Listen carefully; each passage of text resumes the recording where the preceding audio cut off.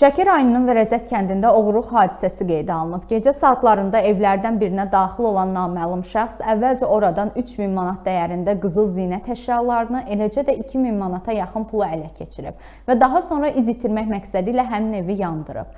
Daxili İşlər Nazirliyi Mətbuat Xidmətinin Şəki Regional Qrupundan Şəki şəhər rayon polis şöbəsinin əməkdaşları tərəfindən keçirilən təxirə salınmaz əməliyyat axtarış tədbirləri nəticəsində cinayət əməlini törətməkdə şübhəli bilinən zərər çəkmişin qonşusu 30 yaşlı Elmin Cavanlov saxlanılıb. O, evdə heç kimin olmamasından istifadə edərək həmin ünvana daxil olduğunu və əməlini həyata keçirdikdən sonra oğurluq etdiyi otağı yandırdığını bildirib. Oğurlanmış pul və qızıl zinət əşyaları saxlanılan şəxsin avtomobilindən, eləcə də işlədiyi bərbərxanadan aşkarlanaraq maddi sübut kimi istintaqa təqdim edilib.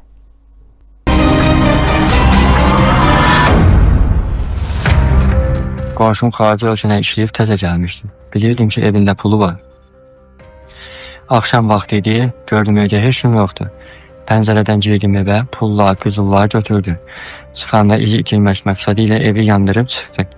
Və qızılları da apardım, işlədim, bərbərxanaya gizlətdim.